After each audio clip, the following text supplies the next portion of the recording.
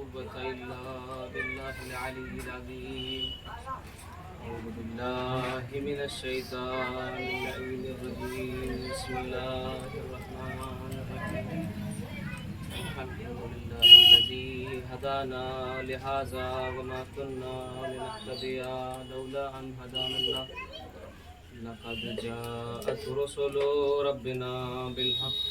ثم الصلاة والسلام على النبي الأمي المكي المدني القرشي الهاشمي اللبتهي مولانا ومولى الثقلين جد الحسن والحسين نبي القاسم محمد. اللهم صل على محمد وعلى محمد.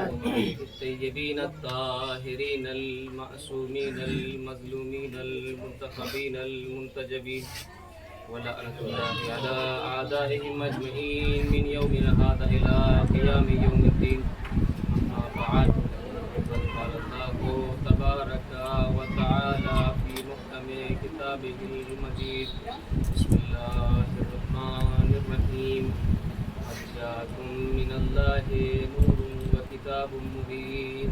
صلوات اللهم صل على محمد وعلى محمد.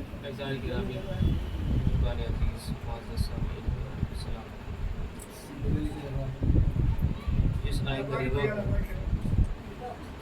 سرنامہ کلام قرار دیا سو ہمارا اور آپ کا پروردگار عالم ایک ارشاد فرما رہا ہے کہ اللہ کی جانب سے تمہاری طرف نور آیا اور کتاب مبین ہے. مسلسل اسی آئے کریمہ پر گفتگو ہو رہی ہے کہ اللہ نے انسان کی ہدایت کے لیے دو سرچشمے جاری کیے. انسان اپنی زندگی میں پیاسا ہوتا ہے.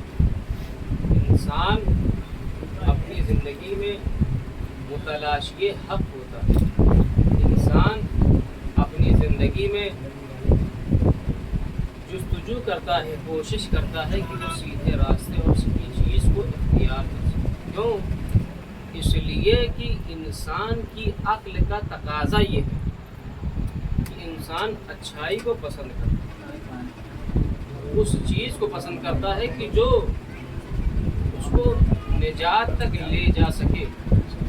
مثال کے طور پر انسان کہیں پھنس جائے, کہیں گر جائے تو کہیں وہ ایسی چیز کا سہارا نہیں لے گا کہ جو لمحے بھر میں اور تھوڑے سے زور سے ٹوٹ جائے یا انسان کو منزل تک پہنچا نہ سکے, بلکہ انسان ایسی چیز کو تلاش کرتا ہے کہ جس کے اندر مضبوطی پائی جائے, جس کے اندر یہ صلاحیت پائی جائے کہ اس انسان کے وجود کو سنبھال سکے اور اسے نجات دلا سکے. ایک صلوات پڑھے محمد والا. اللهم صل على محمد وعلى محمد. عالم نے انسان کو نور دیا اور نور کے ساتھ ساتھ کتاب مبین دی. کیوں؟ اس لیے کہ اگر روشنی نہ ہوتی, اگر علم نہ ہوتا تو انسان کتاب کو کیسے سمجھ پاتا. اب ہمیں سمجھنے کی ضرورت ہے نور کیا چیز ہے, کتاب مبین کیا چیز ہے, کہتے کسے ہیں. تو ہم سب نے یہی سیکھا, یہی جانا کہ نور سے مراد رسالت معاب ہے اور کتاب مبین سے مراد قرآن مجید ہے. ایک صلوات پڑھے محمد وعلی. اللهم صل على محمد وعلى محمد. قرآن مجید کتاب مبین ہے, مان لیا. پروردگار کہہ رہا ہے قرآن کی آیت ہے, ٹھیک ہے مان لیا. قرآن کیسی کتاب ہے؟ ہم سب نے مجلسوں میں سنا قرآن معجزہ ہے. کیسے معجزہ ہے؟ ایک سادی سی چیز آپ کے سامنے عرض کر دی جائے. ہم نے اسکولوں میں پڑھا, علم حاصل کیا, لیکن کیا پایا؟ جب LKG میں تھے کتاب دوسری تھی, جب UKG میں گئے کتاب دوسری تھی, جب پہلی میں گئے دوسری میں گئے کتاب مختلف ہوتی چلی گئی, کتاب تبدیل ہوتی چلی گئی, جیسے درجہ اور جیسے سن مختلف ہو رہا تھا. उसी के एतबार से किताबें बदलती जा रही थी, लेकिन परवरदिगार आलम ने कुरान मजीद में वो तासीर रखी है। चाहे तो इसे बच्चा पढ़े दर्स हासिल कर ले, चाहे तो इसे जवान दर्स पढ़े हासिल कर ले, चाहे तो इसे बूढ़ा पढ़े उसे दर्स हासिल कर ले। एक सलवात पढ़े मोहम्मद वाले।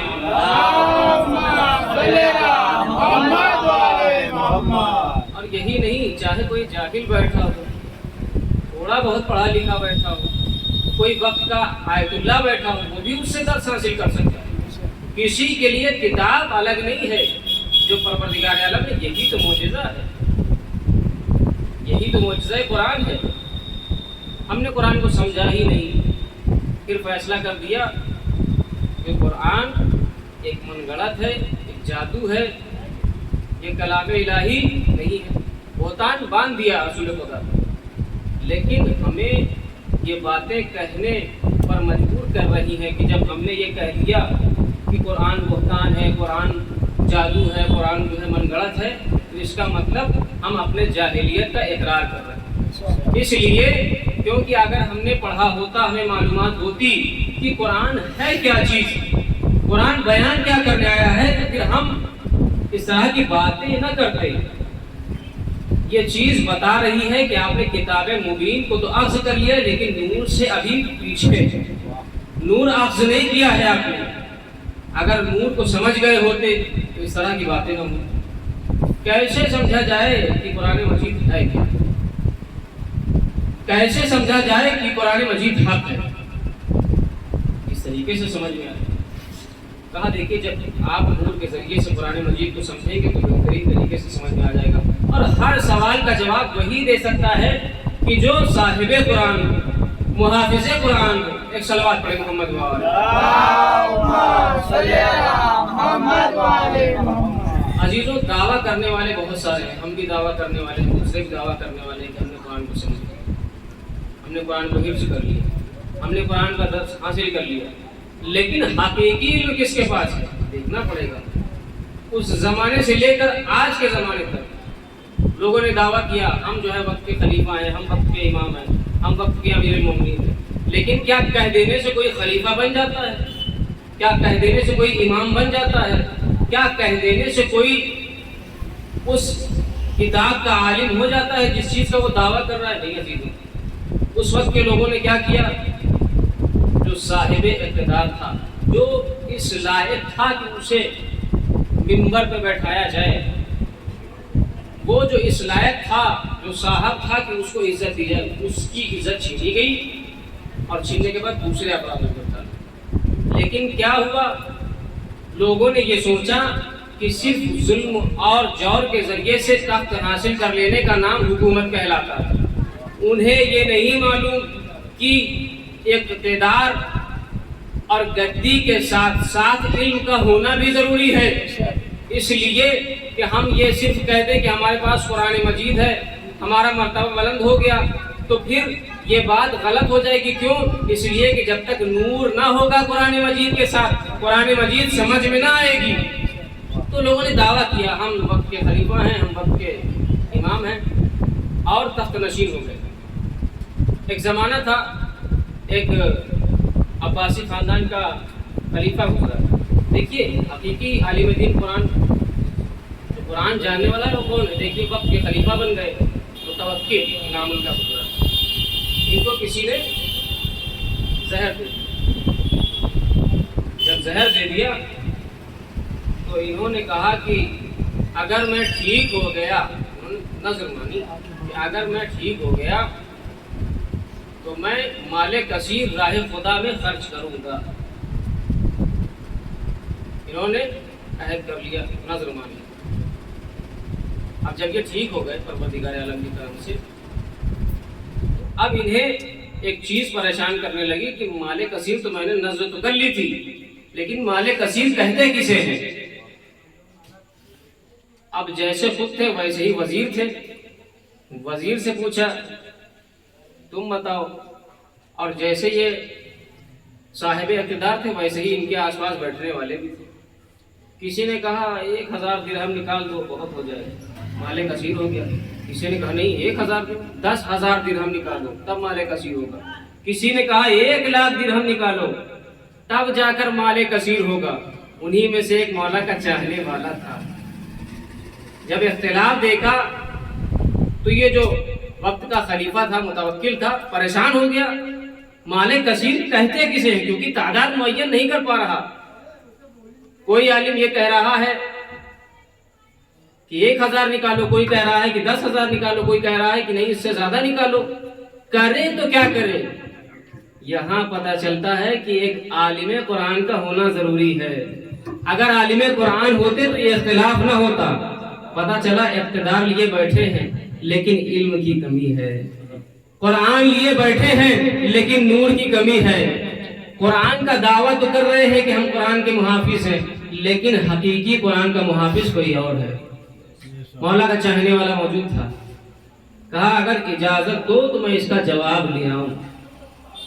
بولا دیکھو اجازت تو ہے لیکن اگر جواب نہ لا سکے تو اس کے بدلے تمہارا سر قلم کر دیا جائے گا، اور اگر جواب لے آئے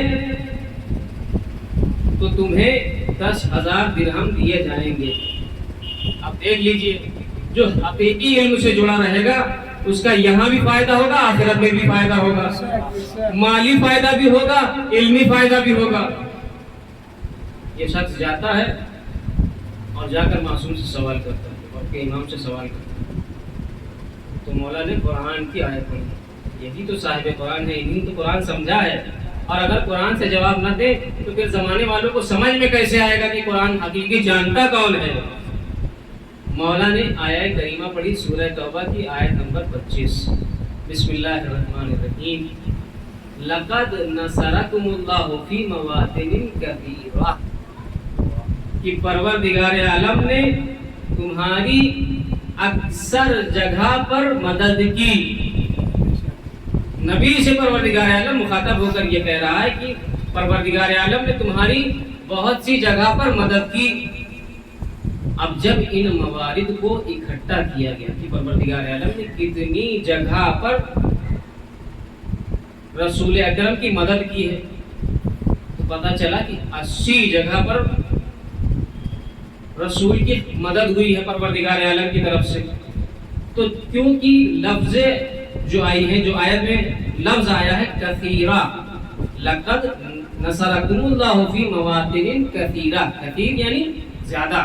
اس نے کیا نظر کی تھی؟ مال کثیر. امام نے جو سمجھایا کہ دیکھو مال کثیر 80 درہم نکال دو، مال کثیر ہو جائے گا. اب اگر امام نہ بتاتے تو پھر مال کثیر کتنا نکالا جاتا؟ یا تو 1,000 درہم نکالا جاتا، یا 10,000 درہم نکالا جاتا، یا 1,00,000 درہم نکالا جاتا. لیکن امام کیونکہ جانکار ہے، امام کیونکہ علم رکھنے والے ہیں، پتہ چلا 80 درہم میں فائدہ ہو گیا، 80 درہم میں نظر مکمل ہو گئی. یہی تو سمجھایا جا رہا ہے، یہی تو بتایا جا رہا ہے کہ اگر علم لینا ہے تو در اہل بیت سے لو، ورنہ 80 کی جگہ نہیں معلوم 1,000 خرچہ کرنا پڑے گا، 10,000 خرچہ کرنا پڑے گا، 1,00,000 خرچہ کرنا پڑے گا. ایک سلوات پڑھے محمد وال. یہ ہے حقیقی عالم. کرسی پر بیٹھنے سے کوئی عالم نہیں ہو جاتا. مال کثیر کیا ہے؟ 80. آنے کے بعد اور بادشاہ کے سامنے دلیل ہے، قرآن کی آیت ہے، کون جھٹلا سکتا ہے؟ سب کو ماننا پڑا. 80 درہم نکالے گئے. اچھے عالم بیٹھے رہ گئے، لیکن کامیاب وہی ہوگا جس کے پاس صحیح علم ہوگا. ایک صلوات پڑھے محمد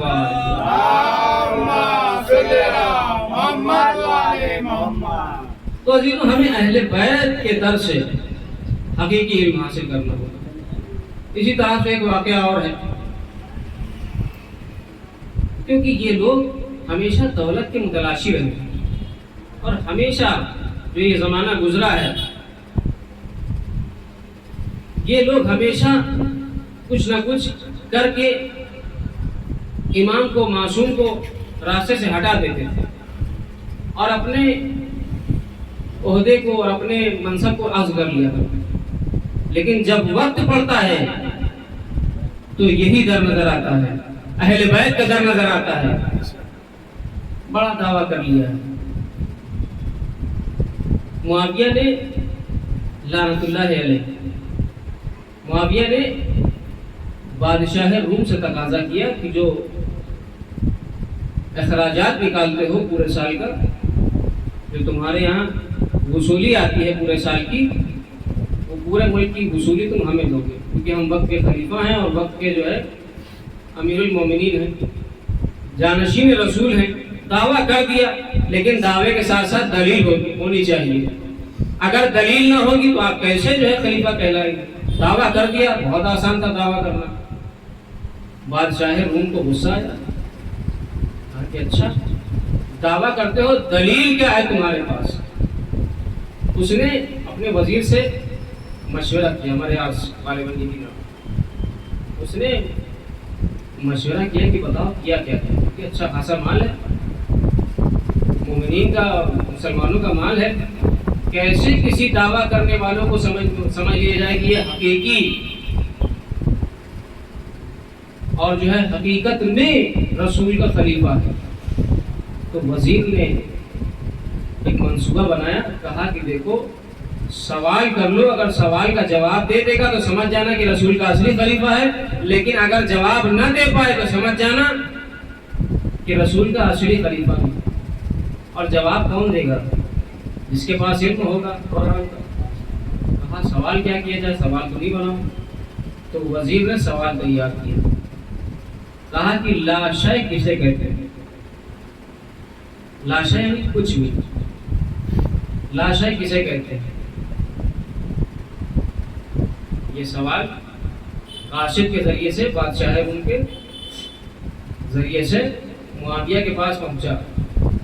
جب معاویہ دربار میں آیا اور دربار سج گیا، سب کچھ ہو گیا، یہ سوال سنا تو پریشان حال ہو گیا، کرے تو کیا کرے؟ جب علم کی کمی ہوگی تو پریشانی ضرور آئے گی، جب انسان علم سے دور ہوگا تو مشکلات ضرور آئے گی۔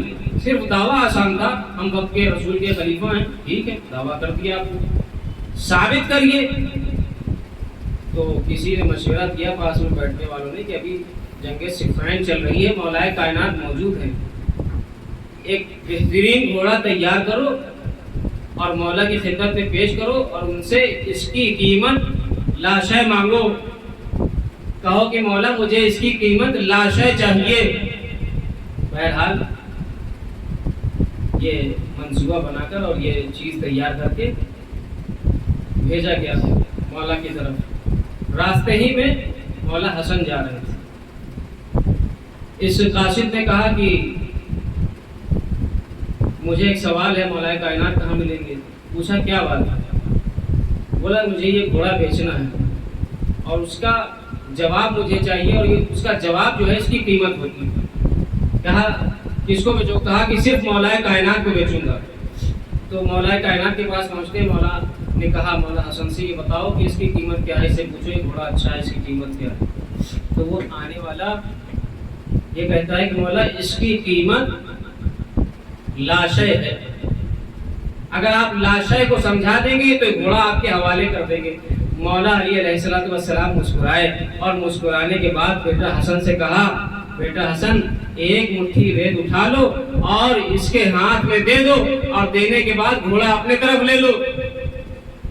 یہ شخص پریشان ہو گیا، مضطرب ہو گیا، ایک گھوڑے کی قیمت مٹھی بھر ریت، مولا سمجھا نہیں، دعویٰ ہو گیا تھا، جواب مل گیا تھا، لیکن مولا دلیل چاہیے، ہم کیسے مانیں کہ یہ شے، یہ چیز لاشے ہے، یہ ریت لاشے ہے، مولا دلیل چاہیے، بغیر دلیل کے کیسے سمجھیں گے کہ یہ لاشے ہے؟ آپ نے ہم کو ریت دے دیا۔ مولا نے کہا کہ قرآن کی آیت ہے کہ ان لوگوں کی مثال ویسی ہی ہے کہ جو صحرا میں گزرتے ہیں اور دور سے دیکھتے ہیں تو یہ ریت انہیں پانی نظر آیا کرتی ہے، لیکن جب پاس جا کر دیکھتے ہیں تو ریت نظر آتی ہے، یعنی کچھ نہیں ہوتا، پانی کا کہیں دور تک پتہ نہیں ہوتا۔ پتہ چلا کہ اس ریت کو لاشے کہتے ہیں۔ ایک صلوات پڑھے محمد وآل محمد۔ بہت تیور میں اس شخص نے، اس قاصد نے، کیونکہ بادشاہ روم کی طرف سے آیا اور ایک مٹھی بھر ریت میں فیصلہ ہو گیا، تو سمجھ گیا کہ حقیقی خلیفہ کون ہے۔ جب معاویہ کے پاس پہنچا، پہنچنے کے بعد معاویہ نے پوچھا کہ کیا جواب ملا؟ کہتا ہے ایک مٹھی ریت ملی ہے، کہو تمہارے منہ پر ڈال دوں، کہو تمہارے وزیر کے منہ پر ڈال دوں، کیونکہ یہ سمجھ چکا تھا کہ حقیقی عالم دین کون ہے۔ پھر اس کے بعد یہ قاصد واپس پہنچا بادشاہ روم کے پاس۔ جب واپس پہنچا تو بادشاہ روم نے سوال کیا، یہ بتاؤ کہ جب وقت کے خلیفہ ہیں یہ اتنا وقت کیسے لگ گیا جواب دینے میں؟ اس قاصد نے پورا واقعہ بتا دیا کہ جب ہم نے سوال بتایا تو ان لوگوں کے چہرے کی رنگت بدل گئی تھی، پھر ان لوگوں نے منصوبہ بنا کر اس طریقے سے ثابت کیا۔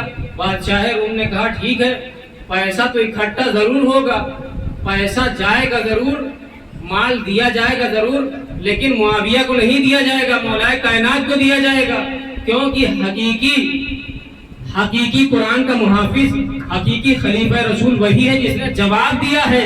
ایک صلوات پڑھیں محمد وآلہ محمد۔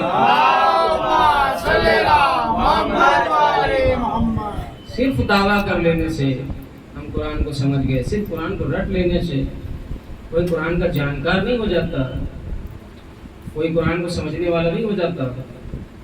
نہیں عزیزوں، ہمیں دیکھنا پڑے گا کہ حقیقی عالم کون ہے، حقیقی جاننے والا کون ہے، اس کی پیروی کرنی پڑے گی۔ سمجھنا ہوگا کہ نور سے مراد کون ہے۔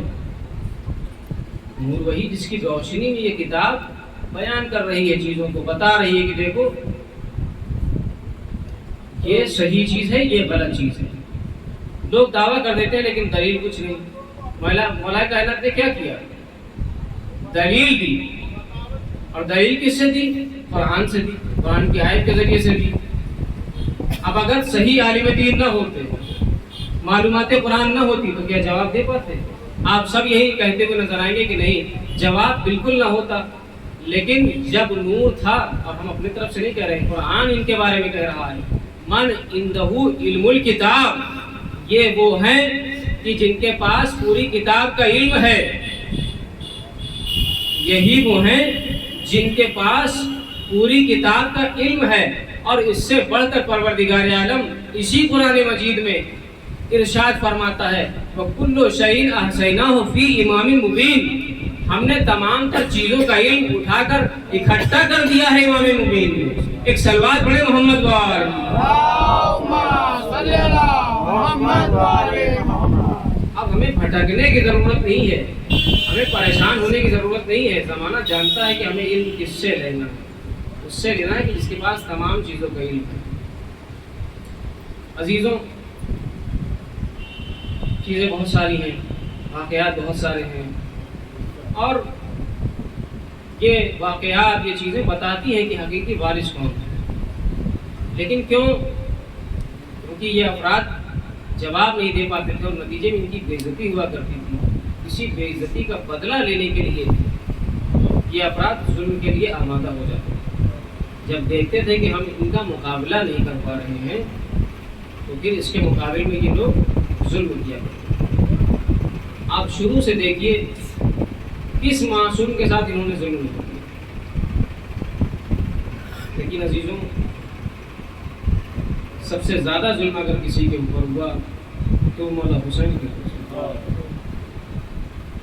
سب سے زیادہ اگر کسی کو ستایا گیا تو مولا حسین کو ستایا گیا۔ آپ نے سنا، سماعت کیا، مسلسل مجلسیں کر رہے ہیں، تکلیفیں برداشت کر رہے ہیں، لیکن آپ کی تکلیفیں ویسی تکلیفیں نہیں ہیں جیسے مولا حسین نے برداشت کی۔ عزیزوں، کمال یہ نہیں ہے کہ انسان اپنے آپ کو مصیبت میں ڈال لے، کمال یہ نہیں ہے کہ انسان امتحان کے لیے تیار ہو جائے، کمال یہ ہے کہ انسان امتحان کے وقت صبر کے ساتھ قائم رہے۔ کیسا صبر عزیزوں! آج کا دن کس سے مخصوص ہے؟ آج کے دن کس کے مسائل پڑھے جاتے ہیں؟ جناب علی اکبر کے جوان بیٹا ہے، جوان ہے، عزیز ہے، ہر باپ کو امید ہوا کرتی ہے اپنے بیٹے سے، میرا بیٹا جوان ہو جائے گا تو میں اس کی شادی رچاؤں گا، میرا بیٹا بڑا ہو جائے گا تو مجھ سے یہ فائدہ اٹھاؤں گا، یہ چیزیں کروں گا۔ لیکن عزیزوں، مولا حسین نے اسلام کے لیے صبر کیا، اسلام کے لیے نشاور کر دیا۔ عزیز تاریخ بتاتی ہے کہ جب روز عاشور آئی ہے اور اصحاب و انصار شہید ہو گئے تو مولا علی اکبر بھی ہیں جو بے چین ہیں، لیکن مولا حسین بار بار منع کر دیتے ہیں، بیٹا ابھی نہیں ابھی نہیں۔ لیکن عزیزوں کہاں تک منع کرتے۔ ایک مرتبہ جناب علی اکبر سے کہا، جاؤ بیٹا جناب زینب سے اپنی پھوپھی سے اجازت لے آؤ، ہم تمہیں رخصت کر دیں گے۔ عزیزوں خیمے میں آئے، ایک مرتبہ جناب زینب کے پاس آ جاتے ہیں، اے پھوپھی اماں، ارے مجھے بھی مرنے کی اجازت دے دیجئے، میں بھی مولا پر قربان ہو جاؤں، میں بھی بابا پر قربان ہو جاؤں۔ جناب زینب کہتی ہے، اے بیٹا علی اکبر، کیا اسی دن کے لیے تمہیں چکیاں پیس کر پالا تھا؟ عزیزوں جناب علی اکبر رخصت ہوئے، لیکن مولا حسین رخصت کرنے کے بعد بھی پیچھے پیچھے جا رہے ہیں۔ اے بابا آپ نے رخصت کر دیا تھا، پھر پیچھے آنے کا سبب کیا ہے؟ اے بیٹا ارے کاش کہ تم صاحب اولاد ہوتے تو سمجھ جاتے ایک باپ کے لیے بیٹے کے دل میں کتنی محبت ہوا کرتی ہے۔ اے بیٹا تم سمجھ جاتے۔ ہاں عزیزوں جب مولا علی اکبر کربلا کے میدان میں آئے، جنگ کی کہاں تک جنگ کرتے، کتنا لڑتے، 3 دن کی بھوک اور پیاس ہے۔ ایک مرتبہ جناب علی اکبر جنگ کرتے جاتے ہیں، جنگ میں مشغول ہو جاتے ہیں، ایک نیزہ چلا جناب علی اکبر کے کلیجے میں پیوست ہو گیا۔ بچہ سنبھل نہ سکا، جوان سنبھل نہ سکا، ایک مرتبہ کربلا کی سرزمین کی طرف آیا، آواز دی، اے بابا بیٹے کا آخری سلام قبول ہو۔ جیسے ہی سنا مولا حسین روانہ ہوئے، لیکن آواز دیتے ہیں، اے بیٹا تمہارے جانے کے بعد تمہارے بابا کے آنکھوں کی بینائی چلی گئی ہے۔ اے بیٹا آواز دو تاکہ تمہاری آواز کے سہارے تمہارا بابا تم تک پہنچ سکے۔ مولا آواز دیتے جاتے ہیں، جناب علی اکبر آواز دیتے جاتے ہیں، مولا پہنچتے جائیں۔ ایک مرتبہ جناب علی اکبر کے سر کو اپنے زانوں پہ رکھا، اے بیٹا کوئی تکلیف ہو تو بیان کرو، پروردگار یہ مرحلہ کسی باپ کو نہ دکھلائے۔ جناب علی اکبر نے اپنے ہاتھ سے اپنے سینے کے زخم کو چھپا رکھا ہے، پھر ایک مرتبہ بیان کیا، بابا سینے میں نیزے کی علی ٹوٹ گئی ہے۔ عزیزو جیسے ہی ہاتھ کو اٹھایا، کیا دیکھا؟ نیزے کی علی ہے جو کلیجے میں اٹکی ہوئی ہے۔ مولا حسین نے دونوں آستینوں کو اوپر کیا، نجف کرو کیا، اے بابا ارے 2 انگلیوں سے خیبر کا در اکھاڑنا بہت آسان، لیکن بیٹے کے کلیجے سے نیزے کی علی کھینچنا بہت دشوار ہے۔ جیسے ہی کوشش کی، ارے نیزے کے ساتھ ساتھ علی اکبر کا کلیجہ۔